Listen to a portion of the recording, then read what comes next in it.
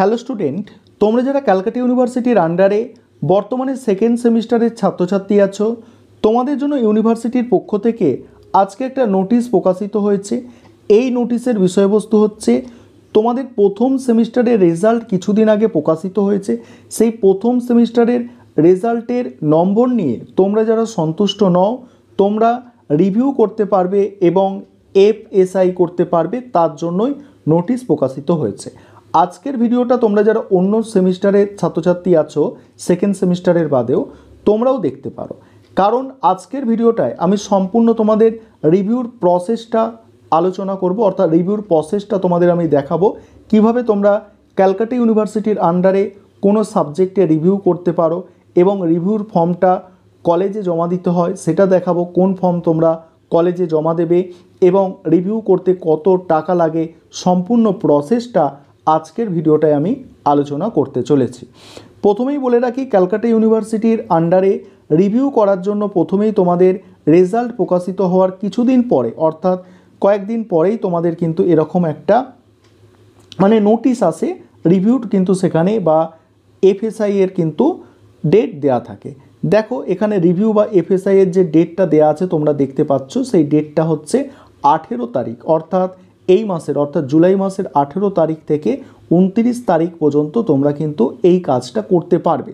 এই কাজটা তোমরা 18 তারিখ থেকে 29 তারিখ পর্যন্ত এই রিভিউর জন্য কিন্তু আবেদন করতে পারবে। এবারে রিভিউর প্রসেসটা কী আছে, ওয়েবসাইটে গিয়ে কিভাবে রিভিউর জন্য আবেদন করবে, কিভাবে ফর্ম ডাউনলোড করে কলেজে জমা দেবে, কোন ফর্মটা, সম্পূর্ণ বিষয়টা তোমরা এবারে দেখে নাও। এবারে তোমরা রিভিউ করার সম্পূর্ণ প্রসেসটা দেখে নাও, যে রিভিউর জন্য কিভাবে তোমরা আবেদন করবে দেখে নাও। তোমাদের তার জন্য কি করতে হবে, প্রথমেই তোমাদের গুগলটাকে ওপেন করে নিতে হবে। এখানে সার্চের যে জায়গাটা আছে, সেখানে কি লিখতে হবে, সেখানে তোমাদের CU লিখে সার্চ করতে হবে।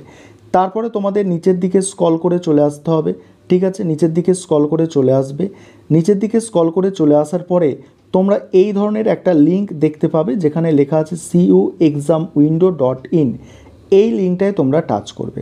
টাচ করার পরে তোমাদের সামনে এই ধরনের একটা পেজ ওপেন হয়ে যাবে। এই পেজটা যে ওপেন হয়ে গেল, এরপরে তোমরা কি দেখতে পাচ্ছ, যে তোমরা CCF স্টুডেন্ট, তোমরা যারা CBCS আছো তোমরা সেখানে অ্যাপ্লাই করবে। তোমরা যারা বর্তমানে সেকেন্ড সেমিস্টারে পড়াশোনা করছো, তোমরা হচ্ছে CCF স্টুডেন্ট, তোমরা এই যে CCF লিঙ্কটা তোমরা দেখতে পাচ্ছ, এই যে CCF আছে এখানে কি করবে, তোমরা টাচ করবে। টাচ করার পরে তোমাদের সামনে এই ধরনের একটা পেজ ওপেন হবে, ঠিক আছে, এই ধরনের একটা পেজ ওপেন হয়ে যাবে। সেখানে এক জায়গায় লেখা থাকবে BA BSc, আরেক জায়গায় লেখা থাকবে BCom। তোমরা যদি BA BScর স্টুডেন্ট হও, সেক্ষেত্রে তোমরা BA BScতে টাচ করবে। টাচ করার পরে তোমাদের সামনে এই ধরনের একটা অপশান আসবে সেমিস্টার 1। এই সেমিস্টার 1-এ তোমরা টাচ করবে। সেমিস্টার 1 টাচ করার পরেই তোমাদের সামনে এই ধরনের একটা পেজ ওপেন হয়ে যাবে, যেখানে রিভিউ এবং এফএসআই, ঠিক আছে, এফএসআই লেখা থাকবে। রিভিউ এবং এফএসআই লেখা থাকবে, দুটোর প্রসেস একই আছে। তোমরা যারা রিভিউ করতে চাও রিভিউ করবে, তোমরা যারা এফএসআই করতে চাও এফএসআই করবে। দেখো আমি রিভিউটা দেখাচ্ছি তোমাদের। রিভিউতে তোমরা কি করবে, এখানে তোমরা টাচ করবে। টাচ করার পরে তোমাদের সামনে এই ধরনের একটা পেজ ওপেন হয়ে যাবে। এই পেজে কি আছে দেখো, এই পেজে তোমাদের এখানে রেজিস্ট্রেশন নম্বর লিখতে হবে, তার নিচটায় কি লিখতে হবে, তোমাদের যে নাম আছে সেই নামের ফার্স্ট তিনটে লেটার তোমার নামের এখানে লিখতে হবে। লেখার পরে কি করতে হবে, লেখার পরে এই যে কন্টিনিউ যে অপশানটা আছে, কন্টিনিউ করতে হবে। কন্টিনিউ করার সঙ্গে সঙ্গে তোমাদের সামনে নতুন এই ধরনের একটা পেজ ওপেন হয়ে চলে আসবে। এই পেজে তোমরা দেখতে পাচ্ছ এখানে রেজিস্ট্রেশন নাম্বার দিতে হবে, এখানে অ্যাড্রেস দিতে হবে, এখানে ক্যান্ডিডেট নেম, রোল নাম্বার, তারপরে এখানে ফাদার বা গার্জেন নেম, তারপরে BA BSc যেটা করতে চাইছো, এখানে BSc আমি দিয়েছি BSc। তারপর তোমার জেন্ডার সিলেক্ট করতে হবে, ক্যাটাগরি অনার্স না জেনারেল সেটা, তারপর সেমিস্টার, এটা 6 সেমিস্টার আছে, ঠিক আছে, এটা তোমার যে সেমিস্টার 1 থাকবে। ডেট অফ বার্থ এখানে দিতে হবে, ইমেল আইডি দিতে হবে, মোবাইল নম্বর দিতে হবে। দেওয়ার পরে কি করতে হবে, দেওয়ার পরেই তোমাদের এরকম একটা পেজ, তোমরা নিচের দিকে স্ক্রল করে গেলে তোমাদের এরকম একটা পেজ তোমরা দেখতে পাবে। তারপরে তোমার যে সাবজেক্টে তুমি রিভিউ করতে চাইছো, দেখো আমি এটা তোমাদের একটা ডেমো ভিডিও দেখাচ্ছি যেখানে 6 সেমিস্টারের এটা সিসি 13 এবং 14 করতে চাইছি।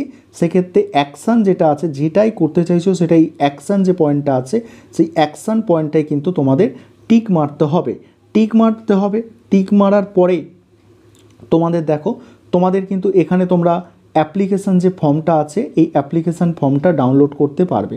অ্যাপ্লিকেশান ফর্মটা ডাউনলোড করার পরে অ্যাপ্লিকেশান ফর্মটা তোমাদের সামনে এইভাবে ওপেন হয়ে যাবে। ঠিক আছে, তোমার এখানে নেম দেখাবে, অ্যাড্রেস দেখাবে, মোবাইল নম্বর দেখাবে, এখানে তোমাদের রোল নম্বর দেখাবে, রেজিস্ট্রেশন নম্বর দেখাবে।